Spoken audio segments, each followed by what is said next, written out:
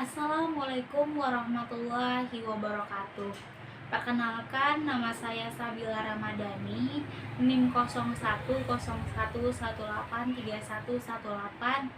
Saya dari program studi komunikasi penyiaran Islam C semester 7. Berikut ini saya akan menampilkan ceramah singkat saya dengan tema Nuzul Quran. Bismillahirrahmanirrahim. Alhamdulillahirrabbilalamin. Wabihi nasta'in ala umurid dunya waddin. Assalatu wassalamu ala asrafil anbiya'i wal mursalin wa ala alihi wa sahbihi ajmain. Amma ba'du.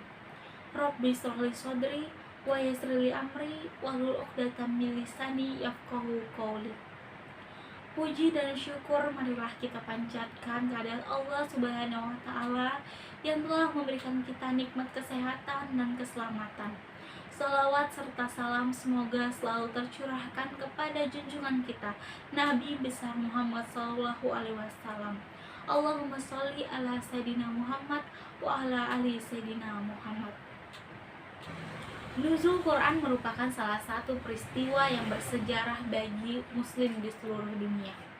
Di waktu ini, Al-Quran yang menjadi kitab suci umat Islam untuk pertama kalinya diturunkan kepada Nabi Muhammad SAW.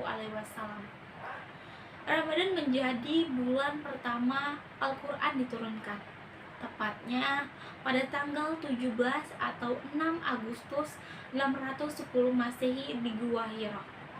Ada dua tahap proses diturunkannya kitab bagi umat muslim ini.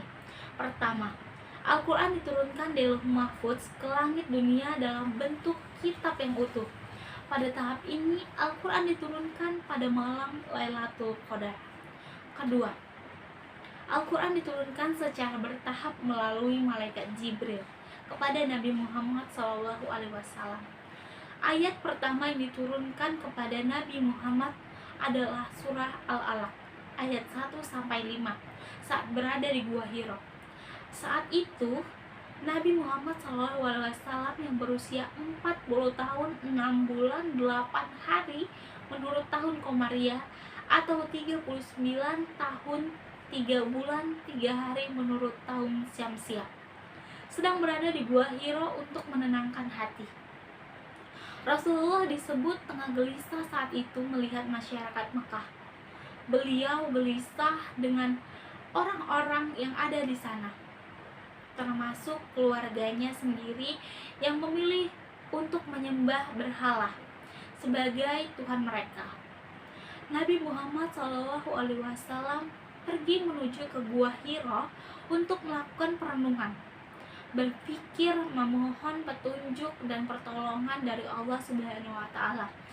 Hingga pada malam 17 Ramadan turunlah malaikat Jibril dalam bentuk pemuda yang gagah menghampiri Rasulullah SAW seraya berkata, "Ya Muhammad, Iqra."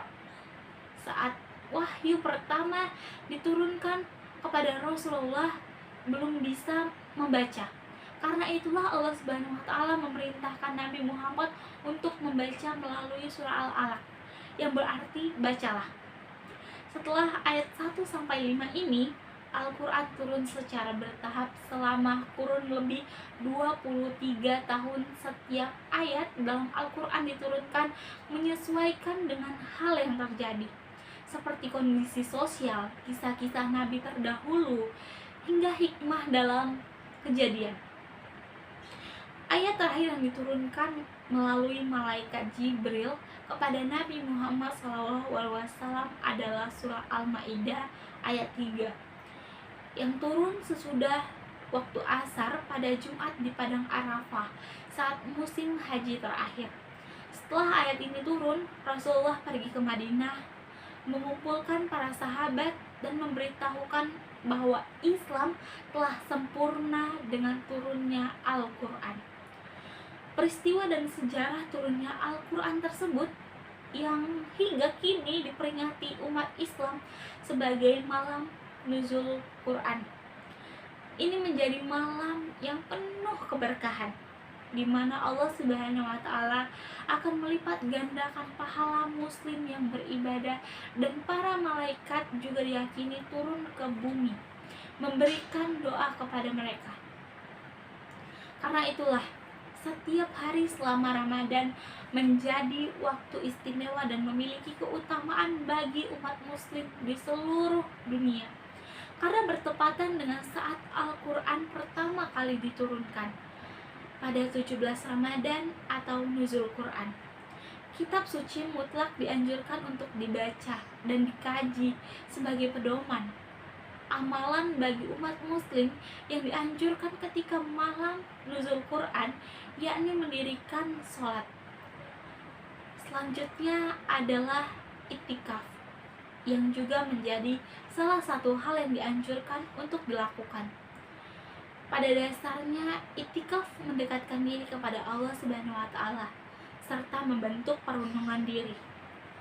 Iktikaf berarti juga berzikir kepada Allah Subhanahu wa Ta'ala. Pada waktu inilah Allah Subhanahu wa Ta'ala membuka pintu mustajab bagi hambanya yang senantiasa berdoa. Mungkin hanya itu yang dapat saya sampaikan, lebih dan kurangnya saya mohon maaf. Billahi taufiq wal hidayah. Wassalamualaikum warahmatullahi wabarakatuh.